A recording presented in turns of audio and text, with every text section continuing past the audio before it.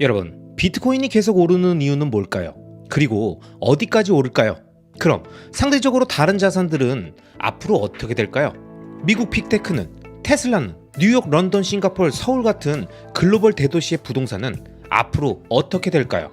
여기에 대한 답을 찾기 위해선 비트코인이 현재 이 세상에 풀려서 어떤 효용 가치를 갖고 있고 사람들이 그 가치를 어떻게 이용하는지 이 본질에 대한 개념이 명확히 잡혀 있어야 합니다. 비트코인을 설명하는 수많은 표현들이 있지만 현재 전 세계적으로 일어나는 비트코인을 찾는 수요 폭발의 핵심은 완벽한 가치 저장 수단, 바로 이겁니다.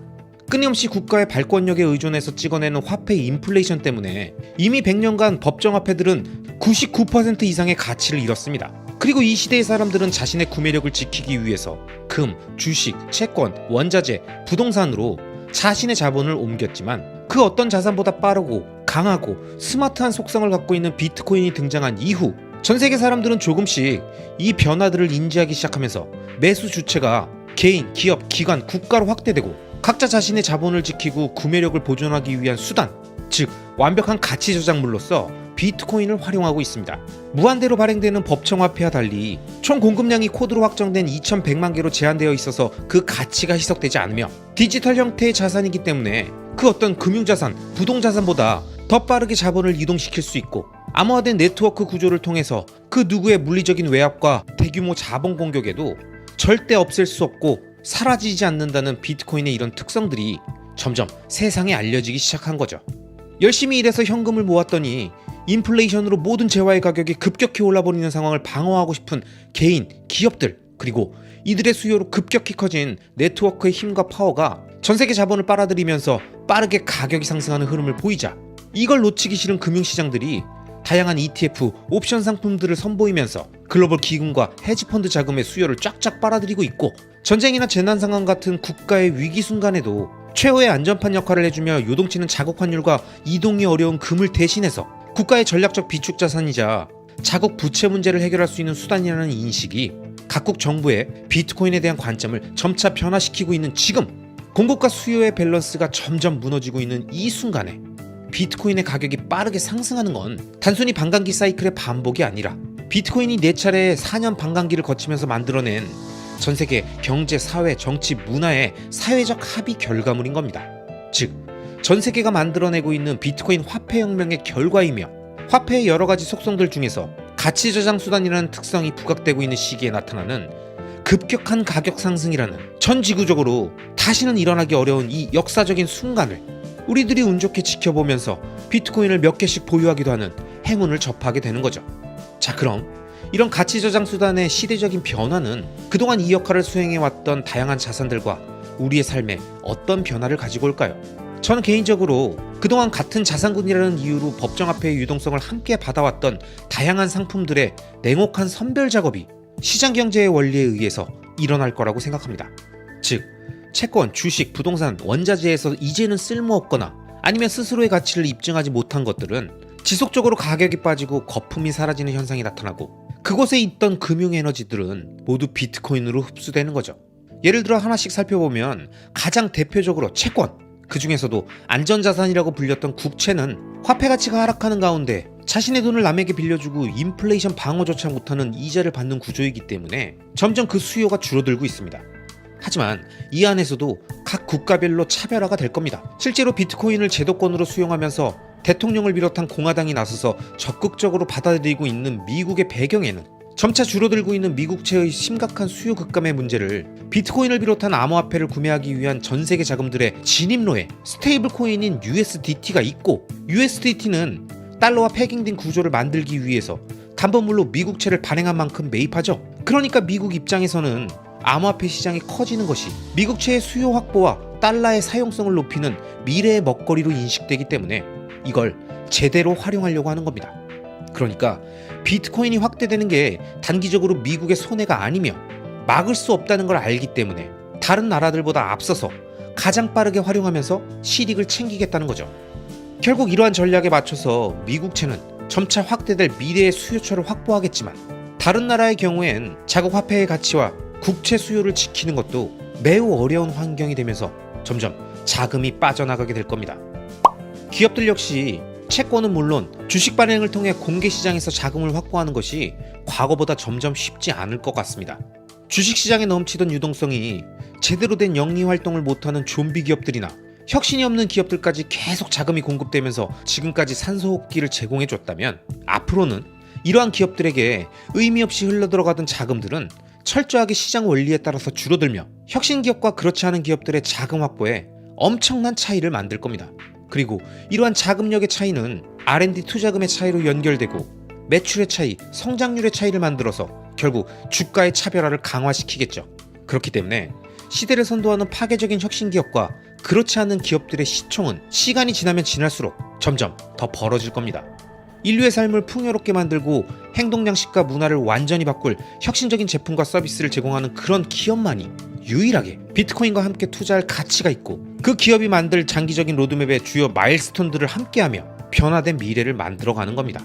이러한 가치를 제공하지 못하고 사람들의 마음을 움직이지 못하는 기업들, 아무런 가치를 증명하지 못하면서 자본 잠식 상태를 유지하고 있는 기업들은 앞으로 점점 더 자본시장에서 채권이든 주식이든 그 어떤 형태로든 쉽게 자본을 구하기 어려울 겁니다.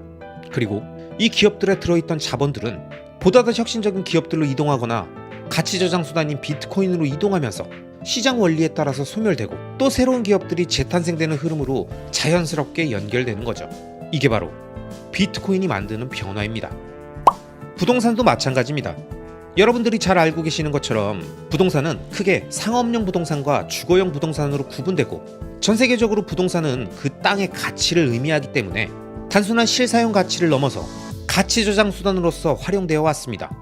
하지만 이젠 부동산 역시 이 기능들에 대한 비트코인이라는 대체제가 등장하면서 점점 차별화되는 양상이 나타날 겁니다.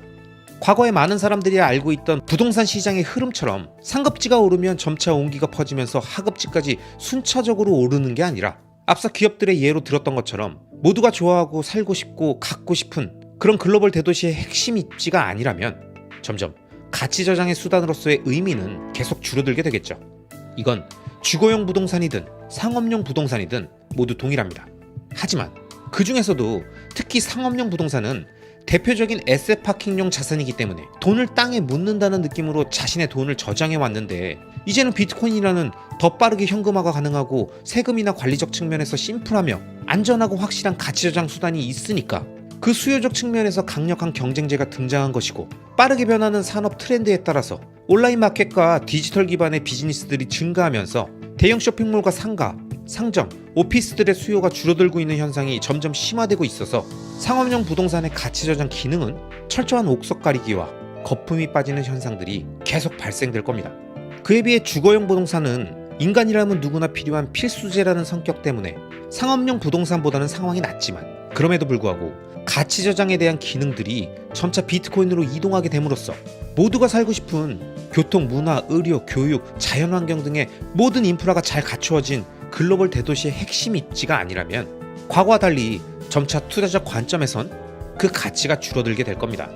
실사용 가치는 별로지만 투자적 관점에서 가격 흐름을 보면서 접근했던 입지가 떨어지는 지역의 상업용이나 주거용 부동산들은 점점 대기 수요가 사라지게 되는 거죠. 하지만 글로벌 대도시의 핵심 입지의 주거용 부동산은 인간의 삶을 풍요롭게 하는 모든 인프라와 건축물이 제공하는 편의시설들을 누리고 싶고 그곳에 살고 싶은 수요를 끊임없이 창출하기 때문에 앞으로도 가치 저장 기능이 유지되며 그렇지 않은 부동산들과의 차이를 점점 더 크게 벌릴 겁니다. 자, 여러분, 제가 이번 영상에서 말씀드린 내용에 아마 동의하시는 분들도, 완전히 다른 생각을 하시는 분들도, 일부 동의하지만 이건 아닌 것 같다라고 생각하시는 분 등 다양한 생각들을 갖고 계실 겁니다. 그리고 그런 자신들만의 생각이 투자의 아이디어와 철학, 자신의 방향성을 결정하게 될 것이고요. 그래서 저는 현재 비트코인, 테슬라, 서울부동산에 투자하고 있는 겁니다. 비트코인이 만들 한계에 다다른 법정화폐 시스템을 정화하는 화폐혁명과 그러한 흐름에 맞춰 각국의 통화와 기업의 운명, 개인의 행복과 자산 형성에 엄청난 변화가 일어나게 될 미래를 차분하게 하지만 지속적으로 비트코인과 테슬라, 서울부동산을 통해 준비하고 활용하는 거죠. 왜냐? 이게 제가 생각하는 우리가 겪게 될 미래의 변화에 능동적으로 대응하며 행복한 투자, 걱정 없는 투자, 한순간도 파산하지 않는 투자, 오랫동안 유지할 수 있는 가장 확실한 투자라고 생각하니까요. 아마 이 영상을 보시는 많은 구독자님들도 각자 본인들이 생각하시는 투자의 관점들이 있으실 텐데요. 그 어떤 투자 방법이나 철학, 투자 자산이 되었든 만약 여러분이 장기 투자자시라면 단기적인 관점이 아닌 다가올 미래의 큰 변화들과 우리 가족들의 행복한 삶을 위해서 나는 지금 어떤 것을 준비하고 무엇에 집중해야 하는지를 생각해 보시면서 자신의 현재 투자와 앞으로 다가올 2030년, 2040년까지의 투자를 계속 체크해 보시기 바랍니다. 그 무엇에 투자했던 여러분이 절대 잊지 말아야 할 것은 비트코인이 만들고 있는 화폐 혁명은 내가 무엇에 투자하든 그 자산군과 우리의 미래 삶에 엄청난 영향을 끼치게 될 거라는 겁니다. 아시겠죠? And what happens if you give it to the AI? 자, 그럼 만약 AI에게 비트코인을 맡기면 어떻게 될까요? 녹아 없어지는 아이스크림을 아르헨티나 페소로 바꾸고 페소를 미국 달러로, 달러를 땅으로, 그리고 마지막으로 땅을 비트코인으로 바꾸는 거죠. If you don't appreciate the reason you're going to want the property, you won't value the property. 어떤 자산의 가치를 제대로 이해하지 못하면 그 자산을 제대로 평가할 수 없다는 말입니다. And at that rate, Bitcoin's $13 million a coin in the year 2045. 이런 속도로 2045년이 되면 1비트코인은 1300만 달러가 될 겁니다. 모두가 비트코인에 오르내리는 가격에 반응해서 오르면 흥분해 떡상 가자를 외치고 내리면 답답하고 짜증난다면서 스트레스 받고 있을 때 매 순간순간마다 조용히 자신의 기업인 마이크로 스트래티지의 전환사채 발행을 통해서 비트코인을 조용히 쓸어 담는 남자 마이클 세일러. 비트코인 투자는 어떻게 하는 것이고 이 세상을 어떻게 이용해야 하는지를 몸소 정확히 보여주고 있는 이 남자가 정말 제대로 각 잡고 수많은 비트코이너들 앞에서 발표한 2024 내슈빌 비트코인 컨퍼런스 내용은 너무나도 좋은 내용들이 꽉꽉 담겨있기 때문에 제가 구독자 여러분들께 꼭 여러 번 보시라고 추천드립니다. 마이클 세일러가 말하는 일반인들의 비트코인 정석 투자법과 2045년까지의 비트코인 가격 예측까지 재미있는 이야기들이 담긴 이번 영상을 지금 바로 보러 가시죠. 렛츠고! And what happens if you give it to the AI? 자, 그럼 만약 AI에게 비트코인을 맡기면 어떻게 될까요? AI나 컴퓨터 프로그램은 전기 비용만으로 이 비공개 키를 관리할 수 있습니다. 이제 10만 년 동안 지속될 자산이 생긴 겁니다. 그러니까 AI도 결국 비트코인을 원하게 되어 있습니다. 생각해보세요. 만약 AI가 비트코인을 소유할 기회가 있다면 AI는 당연히 텍사스의 목장이나 금괴, 아르헨티나 페소를 소유하는 것보다 비트코인을 선택할 겁니다. AI가 뭘 원할지는 너무 명확하기 때문에 정확히 알 수 있습니다. 디지털 자산은 그 자체로 독특한 자산입니다. 다른 자산들과 비교해보면 자본 보존의 관점에서 디지털 자산은 차원이 다릅니다. 다른 자산들은 30년, 40년, 50년 정도 유지되는 반면 디지털 자산은 1000년에서 10만 년까지 유지될 수가 있죠. 이건 자본 보존의 혁신이자 경제학의 혁명입니다. 만약 여러분이 부자가 되고 싶다면 현명하게 거래해야 합니다. 그럼 뭐가 현명한 걸까요? 아주 간단한 원칙은 일시적인 것들을 영구적인 것으로 교환하는 겁니다. 녹아 없어지는 아이스크림을 아르헨티나 페소로 바꾸고 페소를 미국 달러로, 달러를 땅으로, 그리고 마지막으로 땅을 비트코인으로 바꾸는 거죠. 화폐를 자본으로, 부서지기 쉬운 것을 튼튼한 것으로, 지역적인 것을 글로벌한 것으로, 물리적인 것을 디지털로, 증권을 상품으로, 상품을 희소성으로 교환하세요. 이 방향으로 나아가면 잘못될 일이 없습니다. 자, 이제 역사 속에서 위대한 거래들을 살펴보죠. 먼저 네덜란드는 해군력의 중요성을 이해했고 배를 잘 다루었습니다. 그들은 수천 척의 배를 가졌고 대항해 시대에 신대륙의 가장 좋은 항구들을 몇백 달러밖에 안 되는 플라스틱과 직물 장신구를 주고 원주민들로부터 구매했습니다. 그리고 그 항구의 가치는 오늘날 2조 5천억 달러에 달합니다. 그 투자로 네덜란드는 398년 동안 연평균 6%의 수익을 올렸습니다. 이는 105억 배의 수익률입니다. 지금 와서 생각해보면 왜 아메리카 대륙에서 가장 좋은 항구를 섬유와 플라스틱, 유리구슬 따위와 교환했을까 싶겠죠. 하지만 그 당시 이 항구를 판 원주민들은 해군의 힘을 이해하지 못한 겁니다. If you don't appreciate the reason you're going to want the property, you won't value the property. 어떤 자산의 가치를 제대로 이해하지 못하면 그 자산을 제대로 평가할 수 없다는 말입니다. 또 다른 사례를 얘기해보죠. 프랑스의 나폴레옹은 기존 세계, 즉 유럽을 정복하려고 했고 미국의 토마스 제퍼슨 대통령은 신세계, 즉 아메리카에서 확장을 시도했습니다. 그래서 프랑스는 1803년에 1,500만 달러의 루이지애나 땅을 미국에게 팔았습니다. 그 1,500만 달러는 아마도 프랑스 군대를 몇 달간 지원 보충하는 데 쓰였을 겁니다. 하지만 제퍼슨은 미국 영토의 27%를 얻었습니다. 이 거래의 수익률은 80만 배에 달하며 지금 가치로는 12조 달러 이상입니다. 그리고 그 가치는 앞으로도 계속 오를 겁니다. 제퍼슨은 큰 비전이 있었고 마찬가지로 윌리엄 시어드도 그랬습니다. 윌리엄 시어드 국무장관은 내전으로 황폐해진 미국에서 2년 후 알래스카를 700만 달러에 구입했습니다. 존 디 록펠러가 석유 회사를 시작하려고 했을 때 오늘날 알래스카에는 1조 달러 상당의 석유가 매장되어 있었습니다. 그야말로 매매 계약서 한 장으로 얻은 엄청난 수익인 거죠. 그렇다면 디지털 자본의 가치는 얼마나 될까요? 450조 달러에 3%의 엔트로피 비용, 즉 인플레이션 비용을 곱해보세요. 전 세계가 자신의 부를 보존하려고 할 때 드는 비용은 매년 13조 5천억 달러입니다. 만약 기업이나 장기 채권을 평가할 때처럼 20배의 주가 수익 비율을 적용한다면 디지털 자본의 가치는 270조 달러에 달할 겁니다. 즉, 디지털 자본은 매년 10조에서 20조, 대충 15조 달러의 가치를 지니며 총 가치는 수백조 달러에 이릅니다.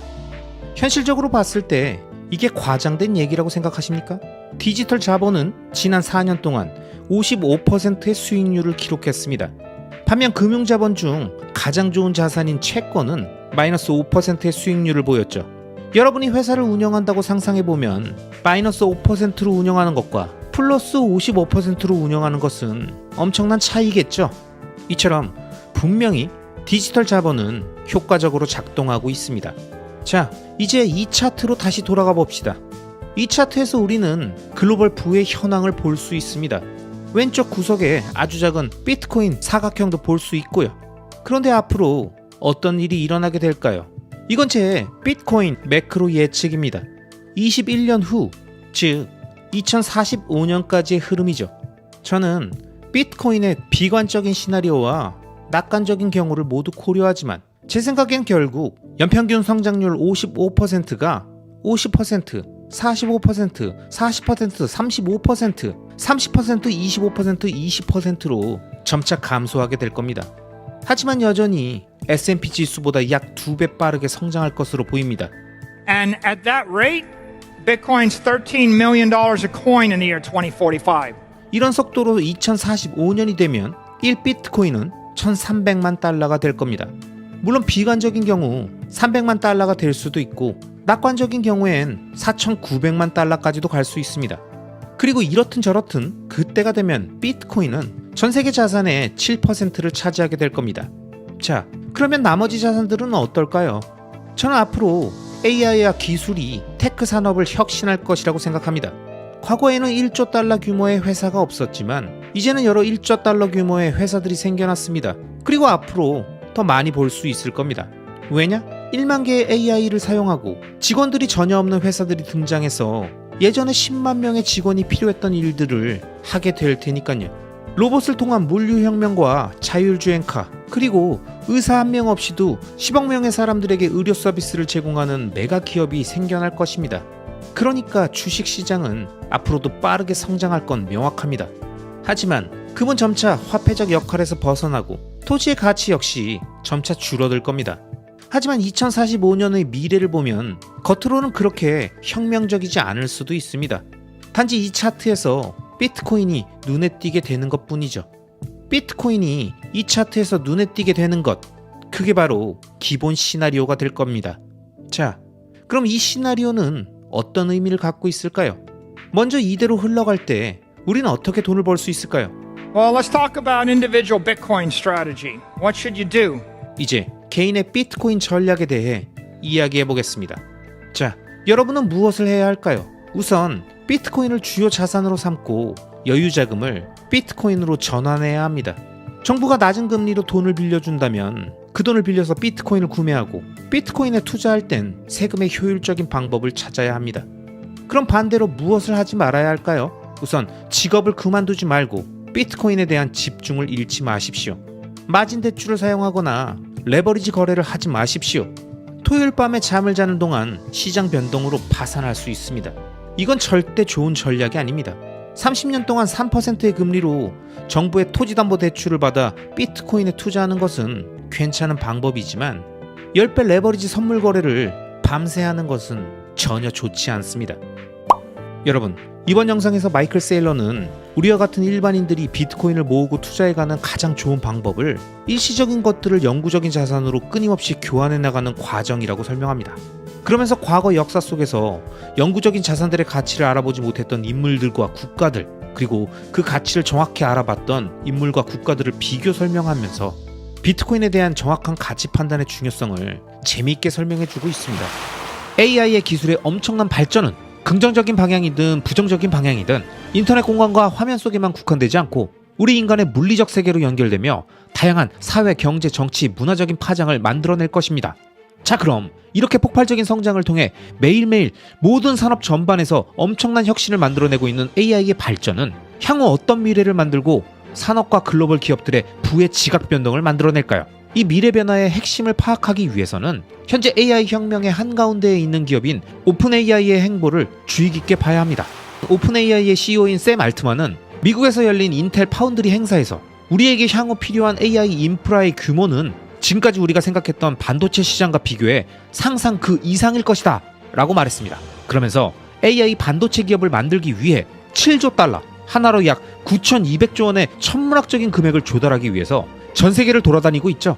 현재 엔비디아가 90% 이상 독점하고 있는 AI 반도체를 직접 만들어서 의존도를 줄이겠다는 것인데, 이 말도 안 되는 엄청난 자금을 확보해서 샘 알트만이 구축하고자 하는 AI의 인프라는 반도체뿐만이 아니라 데이터 센터와 전력까지 포함된 것이며, 이에 대해 그는 AI 학습에 필요한 반도체는 단순히 반도체가 아니라 전기와 비슷하다고 볼 수 있다 라고 설명했습니다. 이게 무슨 말이냐면, 산업이 발전하기 위해서는 반드시 전력 생산이 많아져야 하는 것처럼 AI 사용이 폭발적으로 증가하면 AI 반도체도 폭발적으로 필요하게 되고, 이 폭발적으로 늘어난 반도체를 이용해 데이터 센터를 구동시키려면 앞으로 엄청난 규모의 AI 컴퓨팅 파워, 즉 전기가 필요하다는 거죠. 그러면서 그는 지금 사람들은 전 세계에 필요한 AI 인프라 규모를 과소평가하고 있다 라고 말했습니다. 자, 여러분, 현재 생성형 AI 분야의 혁신을 이끌고 있는 오픈AI의 CEO인 샘 알트만이 미래의 AI 혁명을 통해 산업의 틀을 뒤흔들며 남들이 현재 간과하고 있는 AI 인프라 구축의 필요성을 언급하면서 가장 필요한 세 가지를 뭐라고 말하고 있죠? 이게 엄청 중요합니다. 첫째, 엔비디아에서 벗어난 AI 전용 반도체 개발, 생산. 둘째, AI 반도체들을 돌릴 대규모 데이터 센터의 건립. 셋째, 이 엄청난 AI 반도체들을 구동시킬 수 있는 어마어마한 양의 대규모 전기 공급. 이 세 가지 조건을 모두 갖춘 회사만이 진정한 AI 혁명의 시기에 최강자에 올라설 수 있다는 걸 샘 알트만이 액션으로 보여주고 있는 거죠. 그리고 샘 알트만이 직접 언급하진 않았지만 당연히 이 AI 인프라를 작동시키기 위해서는 대규모 전기 공급과 함께 끊기거나 파손되지 않는 완벽한 인터넷 통신 네트워크가 필요하겠죠. 아마 이건 당연한 거라고 생각해서 샘 알트만이 언급하지 않았겠지만, 러시아 우크라이나 전쟁 사태에서 보듯이 인터넷은 언제나 당연히 작동되는 게 아니죠. 그래서 저는 샘 알트만이 언급한 앞의 세 가지 조건과 함께, 넷째, AI 데이터 센터가 전 세계에 유기적으로 작동될 수 있도록 해주는 파괴되지 않는 인터넷 네트워크, 이것까지 포함해 총 4가지가 AI 혁명 시기에 최강 기업이 될 수 있는 조건이라고 봅니다. 자, 그럼 현재 오픈AI가 자금을 모으고 하려고 하는 이 AI 인프라 구축의 4가지 조건을 벌써 예전부터 차분하게 하나씩 바둑판에 포석을 깔아놓듯이 준비해온 기업이 있다면 그 기업은 어딜까요? 애플? 구글? 마소? 메타? 엔비디아? 물론 이 기업들도 AI 반도체 칩을 직접 설계하기도 하고 대규모 데이터 센터도 가지고 있지만 나머지 조건들까지 모두 만족하지 못합니다.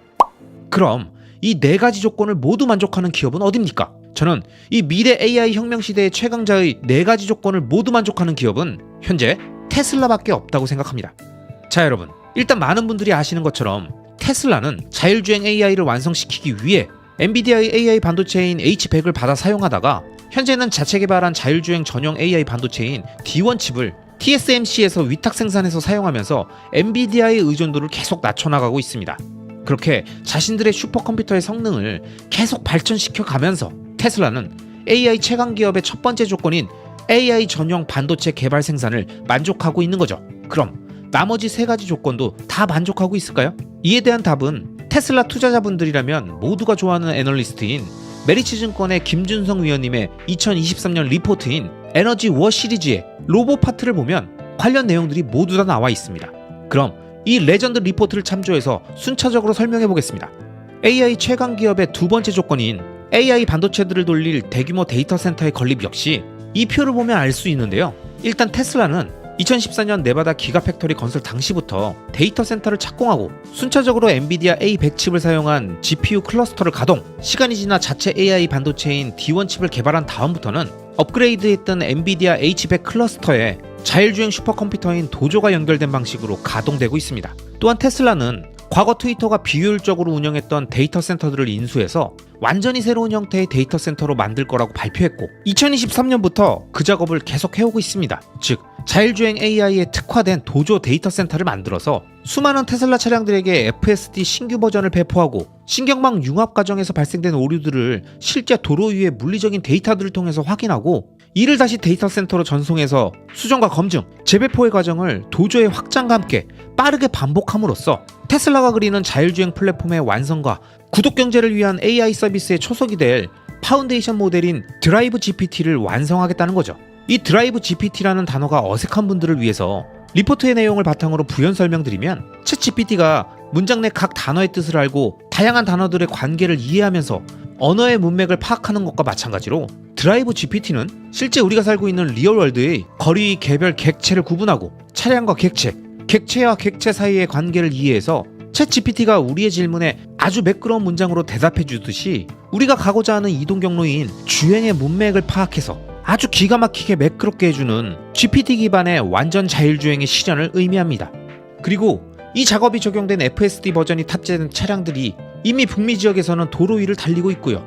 자, 그럼 AI 최강 기업이 되기 위한 세 번째 조건인 엄청난 AI 반도체들을 구동시킬 수 있는 어마어마한 양의 대규모 전기 공급, 이 부분에 대해서는 테슬라는 어떤 준비를 해왔을까요? 일단 구독자분들이 먼저 아셔야 할 것은 앞서 언급했던 AI 개발과 AI를 훈련시킬 데이터 센터들은 우리 인간들보다 훨씬 더 많은 에너지를 사용하는 에너지 먹는 하마라는 것입니다. 즉 AI 생태계의 완성을 위해서는 이 어마어마한 에너지의 문제를 무조건 해결해야 하는 것이고, 그래서 오픈 AI의 샘 알트만도 계속 돈을 구하러 돌아다니면서 인프라 투자를 강조한 것이죠. 그런데 여러분, 많은 사람들이 테슬라 하면 대부분 전기자동차 기업, 좀 더 나가면 AI 로봇 기업이라고 하는데, 우리가 절대 잊지 말아야 할 것은 일론 머스크는 아주 오래전부터 테슬라는 전기에너지 기반의 에너지 기업이라고 계속 강조해 왔다는 점입니다. 실제로 테슬라는 2006년 마스터 플랜 1을 통해서 재생에너지 발전 저장 거래 시스템의 구축을 발표했고, 2016년 마스터 플랜 2, 2023년 마스터 플랜 3에서도 계속해서 화석 에너지를 대체하는 전기 에너지 기반의 다양한 산업 내 저장, 구동, 활용 분야를 제안하며 테슬라가 단순한 전기차 기업이 아닌 에너지 인프라 기업으로 확장되는 비전을 제시했었죠. 그리고 실제로 테슬라는 2017년부터 에너지 저장 장치인 ESS 사업에 집중하며 현재 ESS 분야의 세계 1위 기업이 되었습니다. 그리고 테슬라가 그리고 있는 에너지 관련 사업은 단순히 기업용이나 인프라 투자 개념이 아니라 개인의 각 가정에 설치되어 있는 태양광 패널을 이용해서 태양 에너지를 전기 에너지로 전환해서 테슬라의 에너지 저장 장치인 ESS 제품인 파워셀을 통해서 저장하고 사용하다가 남은 전기 에너지를 피크 시간에 그리드를 통해 재판매할 수 있는 에너지 생태계를 구축함으로써 개인들까지도 에너지 생산자로 확보하는 놀라운 전략이고, 이미 텍사스에서 가상발전소라고 불리는 VPP 사업을 승인받아서 파워셀의 소유자들은 분산 전력원으로 참여해서 파워월 한 기당 월 $10의 수익을 실현할 수 있게 되었습니다.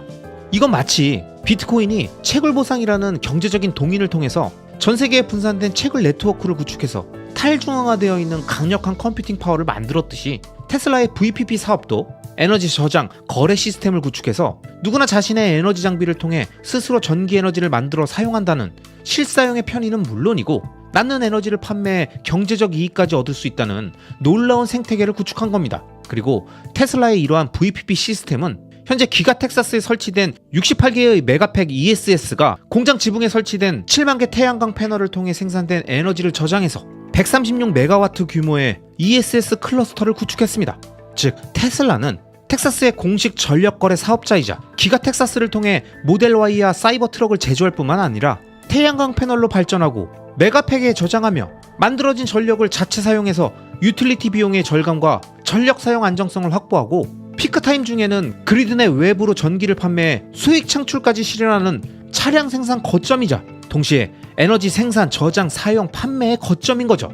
그리고 이러한 기가팩토리의 에너지 시스템이 앞서 언급한 테슬라의 새로운 도조 기반의 데이터 센터들에게도 그대로 적용되면서 AI 개발과 훈련 과정에 들어가는 엄청난 에너지를 태양광 패널을 통해 자체적으로 생산하고 메가팩을 통해 저장하고 안정적인 에너지 공급을 만들고 VPP 서비스를 통해 남은 에너지를 재판매하는 기존과 완전히 다른 데이터 센터로 하나씩 만들어질 거라는 거죠. 그리고 실제로 테슬라의 이러한 예상은 2020년 스위치라는 기업의 데이터 센터에 메가팩을 공급한 이력이 있고 구글 역시 미국과 유럽의 데이터 센터들에서 자체적으로 전력을 발전시키고 공급시키기 위한 시스템을 구축 중이라는 걸 보면 절대 허황된 얘기가 아니고 왜 테슬라가 오래전부터 본인들을 에너지 기업이라고 하고 이 시스템을 계속 구축해 왔는지 도대체 무엇을 위해 이 모든 준비들을 해왔는지 하나씩 머릿속에 그려지지 않습니까? 이게 정말 미치도록 놀랍고 소름 끼치는 부분이고 그래서 제가 테슬라라는 기업을 좋아하고 투자하는 겁니다. 자, 그럼 마지막으로 AI 최강 기업이 되기 위한 네 번째 조건인 AI 데이터 센터가 전 세계에서 유기적으로 작동될 수 있게 해주는 파괴되지 않는 인터넷 네트워크, 이걸 위해 테슬라는 어떤 준비가 되어 있을까요? 맞습니다, 여러분. 이건 테슬라가 아닌 우리가 잘 아는 일론 머스크의 또 다른 회사인 스페이스X의 스타링크 사업이 구축한 초고속 초저지연 초연결의 전세계 위성통신 네트워크를 통해 구현될 수 있습니다. 스페이스X는 현재 재활용 로켓을 통해서 5,000개 이상의 위성을 쏘아 올렸으며 머스크가 구상한 군집 위성수는 42,000개, 2030년을 기점으로 1세대 12,000개, 2세대 3만 개 위성이 발사될 예정입니다. 이 스타링크의 저궤도 위성들이 1세대인 약 12,000개가 구축되어 위성통신 네트워크를 이룬다면 1초에 1기가비트/세크의 전송 속도, 20ms의 응답 속도로 현재 대한민국의 인터넷 속도보다 약 40배가 빠른 겁니다. 이렇게 계획대로 착착 진행 중인 스타링크의 위성통신 네트워크를 통해서 테슬라의 데이터 센터들은 물론이고 AI를 탑재하고 도조와 연결돼서 도로 위를 달리고 있는 전기차와 인간형 로봇인 옵티머스들이 이 쉽게 파괴될 수 없는 스타링크의 인터넷 네트워크를 그 어떤 기업들보다 유리한 위치에서 활용하고 그 변화를 누구보다 빠르게 인지하며 자신들의 사업에 반영할 수 있다는 거죠.